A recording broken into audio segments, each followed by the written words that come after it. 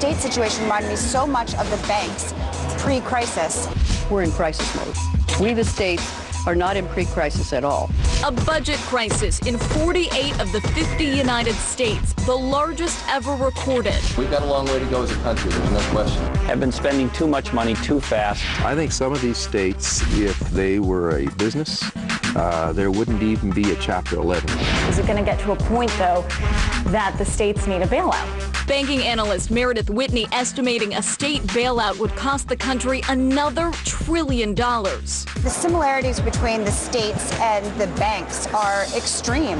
Extreme problem states like California and Michigan dragging down the smaller states from Maine to Montana.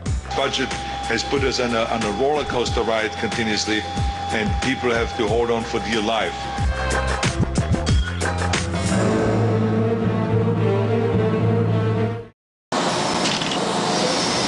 It's going to continue to be difficult for a long time, and I think we're going to continue to have to make really tough decisions. That's what we have to do. We know that we're not going to be able to cut our way to a prosperous future. We're also not going to be able to tax our way to a prosperous future. The only way out for Delaware, and I think for the country, is to grow our way out. Growing your way out is an interesting idea because your revenues have grown quite a bit. Fiscal year 2011, you're expecting revenues to grow by almost $65 million. Now, coming up, you're expected to take $76 million from the federal government, H.R. 1586, that the president passed earlier this month. If you're running such strong revenues, do you need to take federal money? The federal money through the stimulus was, frankly, it was a godsend to many states, including Delaware, not only helping us to balance our budget the last couple of years, but also putting people to work. But obviously, we've got to wean our way off of that. We're doing that right now, and we have to continue to grow our way out of this. When do you do that? When do you wean your way out of it? When can you and Governor Parkinson, Governor Schweitzer stand up and say, we don't need any more federal money? Well, we've already had to start to win. We are reducing the size of government. We have 524 fewer people in state government today than we did when I took office in early 2009. That's out of 15,000 people. We're looking for every opportunity. We've reduced the number of cars in our state fleet. We are moving out of leased real estate. We've renegotiated cell phone bills. We're having to make, literally dozens and dozens of decisions to reduce the size of government. At the same time, we're trying to make government, Delaware, even more attractive to businesses. $50 million of those decisions. You mentioned a couple. You also cut the state's energy costs. You moved state tax filing systems online. You reduced the Easy Pass customer care service center.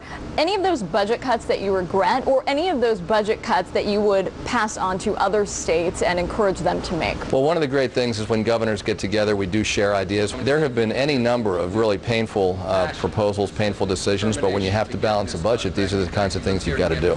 There are 35,000 Delawareans who want to be working and who are not, and as long as that's true, I wake up every day focused on how I can put them back to work.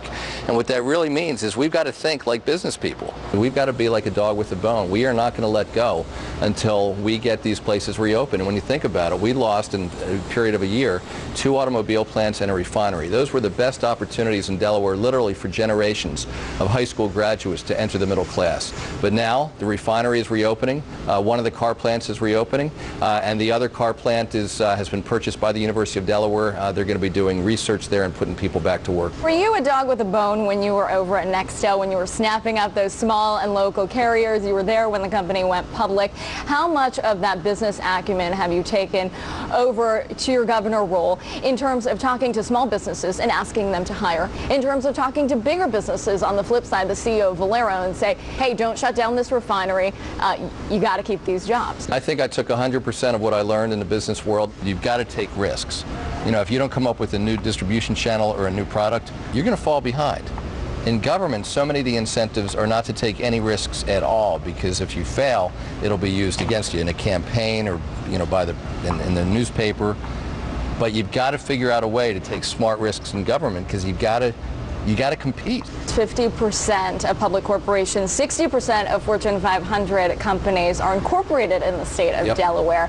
Is that a barometer? Is that a leading indicator for the health of the U.S. economy, for the health of corporates, for the health of CapEx? We generally do better when the financial markets are doing well in that particular area.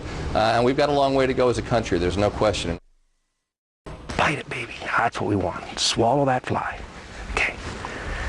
We might be a little smaller shop than the big shop, but we have to buy our goods and services the way they do, and we have to sell them the same way that they do. Get them! So just because you're Walmart doesn't mean that you're not in the same business as the ma and pa store down the road. We're the ma and pa store that's more efficient than Walmart. Up. Good boy. You're a rancher and you're a farmer. You're not a business guy. You're not a politician. How has that influenced your governing style? We've run the state of Montana the way a small business would run, or the way a rancher would run the ranch. When times are good, the cattle are fat, grass is high, crops are good, put some grain in the bin. Store some hay to get you through the second winter, not just the first one. And so 4 or 5 years ago, when all the states were awash in cash, Montana was the same. Well, we just put money aside. And so the recession arrived in Montana. We had 7.3% unemployment, but we have $371 million in the bank. So unlike the other states, we didn't spend the money when the money was coming in. We put it aside for some tough times, and tough times came, and unlike 48 other states, we've got money in the bank. That's a pretty enviable position. With so many states hurting, with so many states in pain, how do you have $350 million? I know you looked up the exact number before you came out here. How do you have that in the bank? When the times were good for all 50 states, instead of spending the money, we saved the money. We sent a $400 check to every homeowner in Montana. Ongoing tax relief means that when the tough times come, you still don't have the revenue. But if you send a dividend check out to every homeowner in Montana, then they spend that money on Main Street, and it doesn't commit you to long-term spending. That's smart.